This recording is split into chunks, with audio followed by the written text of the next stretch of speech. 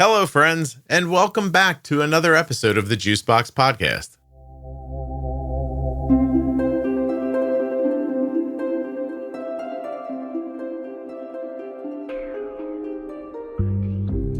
In every episode of Bolus 4, Jenny Smith and I are going to take a few minutes to talk through how to bolus for a single item of food.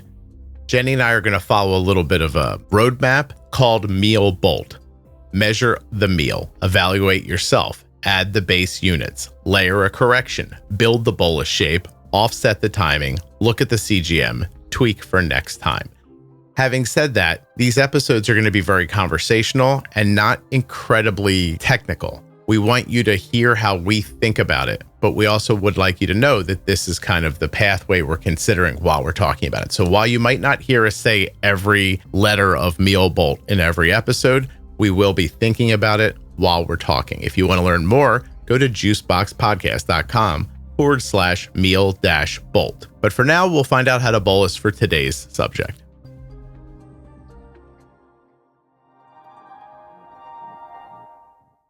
Nothing you hear on the Juicebox Podcast should be considered advice, medical or otherwise. Always consult a physician before making any changes to your healthcare plan. Jenny, we haven't done this in a couple of weeks because I've been off traveling, but we're back to do some more Bolus 4. Yay! Today we're going to do vegetables. Oh, vegetables. I love vegetables. I know you do, but you're not going to love how this list looks in the beginning. So hold on a second. So what I did was I looked up the top 10 most consumed vegetables in the U.S. and I got it back by weight, interestingly enough. So the number one thing on the list is the thing we're going to start with. On average, a person consumes 49.4 pounds of this, including frozen forms like French fries. So we're talking about potatoes. Mm-hmm. But 50 pounds of potatoes a year, which... A year? That's what it says. Average American eats 50 pounds of potatoes. Did it break it down into how much of that poundage comes from French fries versus just a potato? No, it doesn't. No. Let's just hope it's not as much as you are worried about. You know, French fries are one of those things as I got older, I don't care about as much. Yeah. I have a couple and I'm like, those are awesome. And then when I get to the fourth one, I'm like, this is greasy. And then I get done pretty quickly. I think it's also the salty part of French fries, the salty, the whole flavor component. You know, I'll tell you when when I'm most interested in something like a French fry is after we've been at the pool in the summer, for hours. Awesome. Right. And then I want something salty, crunchy, something like that sounds really, really good to me. It's funny you said that. I want a crunchier fry too. I don't want soft. Like I don't want a mashed potato in a shell. No. You know what I'm saying? No, it's got to have a nice crispy outside. And thankfully, got a new oven that's got an air fryer in it. Okay. Which is super exciting. It takes care of one thing on my counter that I very happily gave away. The giant air fryer?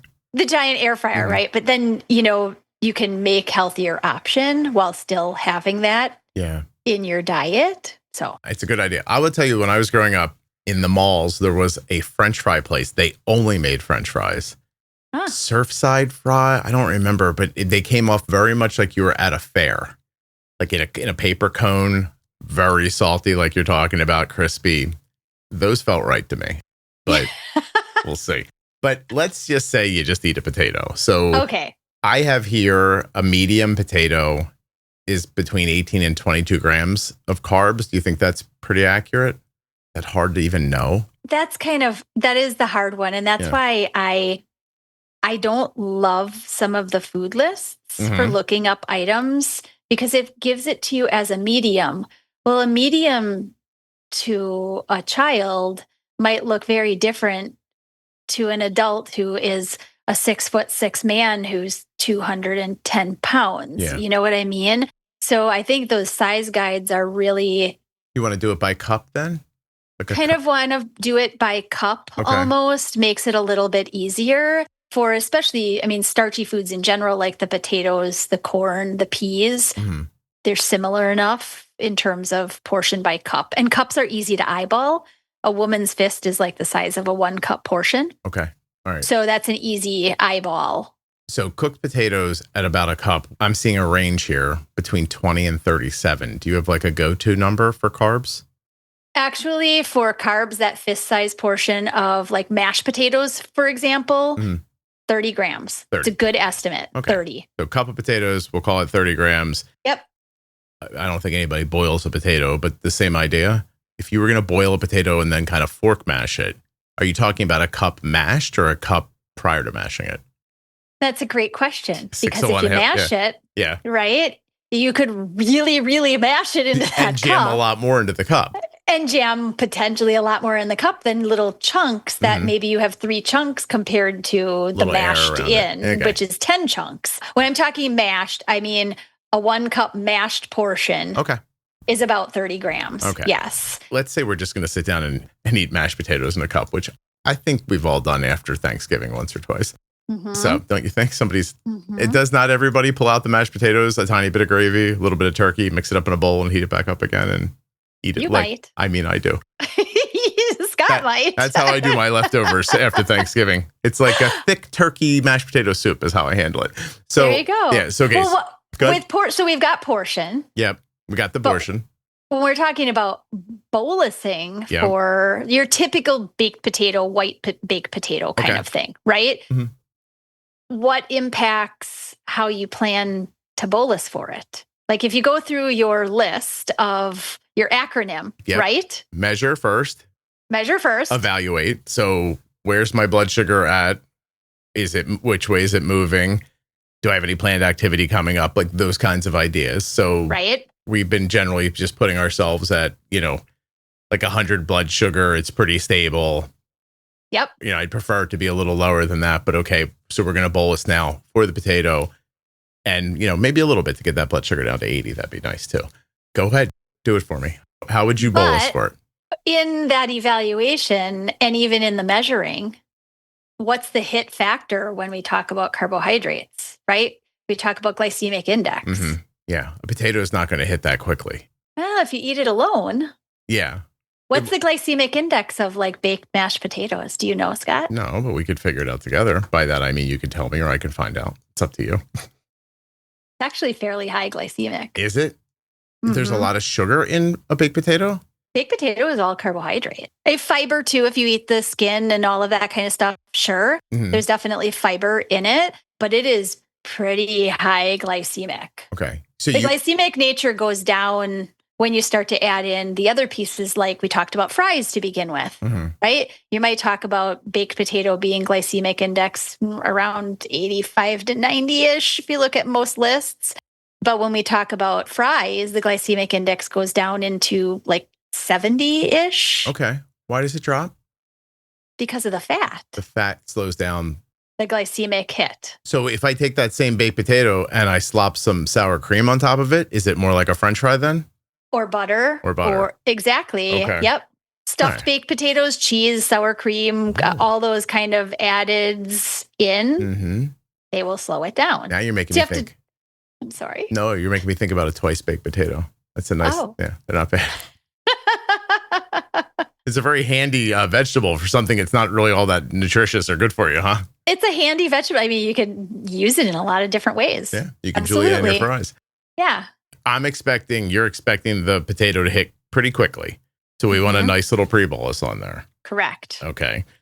Then is it going to hit long too, or does it depend on what we put on top of it? Well, it kind of goes into, our, B? Building. We build the bolus is one of them, right? Right. So we decide am I just sitting down and eating a potato? Mm-hmm. Mostly that, like you're not going to just have a potato as a snack, right? No. So we build the bolus around the shape of the rest of the meal. Mm-hmm. If you were, however, in a single food environment, just eating this potato, pre-bolus is the huge focus. Okay. And you're going to need the whole bolus up front. Absolutely. Right in. Yep. You think you'll see a rise later? Again, just eaten alone, maybe with a little bit of salt and seasoning on it. Yep. You're going to see a rise sooner than later. And if your bolus ratio is correct and your bolus timing is pretty good, you're going to see that typical, what we call a bell curve, right? Up, comes down, lands you really nice. Okay. All right. And so we don't really do this usually in this series, but if I take this baked potato and I have it with a steak or I have it with chicken or, something else, the way I think about it, like, let's say there was a plate that had, I don't know, chicken tenders on it that I made. So it's chicken breast and it's breaded. It's a baked potato or mashed potatoes and, I don't know, green beans or broccoli. Like we had broccoli the other night. So when I'm bolusing that plate, I personally think most about the potato. And then, so I hit the potato just the way you just said too.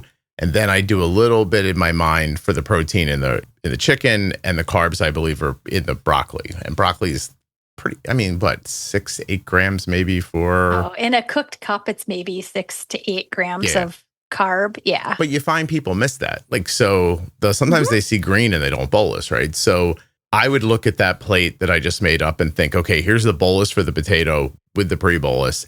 And then, like sometimes for nuggets, I just kind of go 3, 6, 9, 12, I think there's 4 or 5 carbs in this, right? Maybe the breading, etc. Knock it on top. I put the whole thing in at once for that plate. Is that what you would handle? Yeah. And if you're talking about, that's the way I would handle that particular meal. Yeah. Yes. Okay. If we were talking about the loaded baked potato or the twice baked, as you're thank you. thinking about now. Yes. What do we add on top of it that would change the way that you build your bolus plan? It would really be, gosh, I'm having a loaded baked potato. It probably has bacon on it and sour cream and probably cheese of some kind. Yep. I guarantee if it was from a restaurant, it probably had butter added to it while it was baking or after. All of these pieces are fat. Yeah. You could be talking about 40 or 50 grams of fat by the time you're done.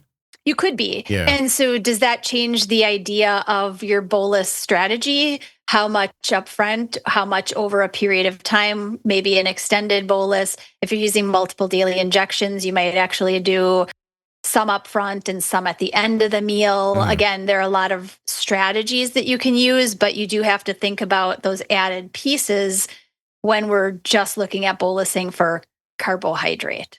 How much fat on that potato leads to not needing the entire amount up front because it's going to slow it down so much. So there's a little bit of a science experiment in there for you. Yeah. Cool. So if there's some fat, maybe adjust your pre-bolus and work on an extended bolus or a secondary infusion. Yeah. Okay. All right. Well, thank you. This was awesome. Good. Yay.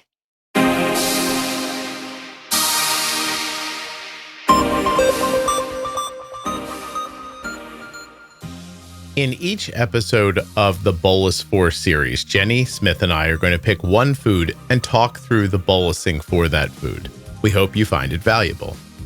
Generally speaking, we're going to follow a bit of a formula, the Meal Bolt formula, MEALBOLT. You can learn more about it at juiceboxpodcast.com/meal-bolt. But here's what it is. Step 1, M, measure the meal. E, evaluate yourself. A, add the base units. L, layer a correction. B, build the bolus shape. O, offset the timing. L, look at the CGM. And T, tweak for next time. In a nutshell, we measure our meal. Total carbohydrates, protein, fat, consider the glycemic index and the glycemic load. And then we evaluate yourself. What's your current blood sugar, how much insulin's on board, and what kind of activity are you going to be involved in or not involved in? Do you have any stress, hormones, illness? What's going on with you? Then A, we add the base units. Your carbs divided by insulin to carb ratio, just a simple bolus. L, layer a correction, right? Do you have to add or subtract insulin based on your current blood sugar? Build the bolus shape. Are we going to give it all up front, 100% for a fast digesting meal, or is there going to be like a combo or a square wave bolus? Does it have to be extended? I'll set the timing. This is about pre-bolusing. Does it take a couple of minutes this meal, or maybe 20 minutes?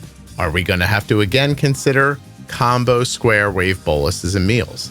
Figure out the timing of that meal. And then L, look at the CGM. An hour later, was there a fast spike? 3 hours later, was there a delayed rise? 5 hours later, is there any lingering effect from fat and protein? Tweak. Tweak for next time. T. What did you eat? How much insulin and when? What did your blood sugar curve look like? what would you do next time? This is what we're going to talk about in every episode of Bolus for. Measure the meal, evaluate yourself, add the base units, layer a correction, build the bolus shape, offset the timing, look at the CGM, tweak for next time. But it's not going to be that confusing, and we're not going to ask you to remember all of that stuff. But that's the pathway that Jenny and I are going to use to speak about each bolus.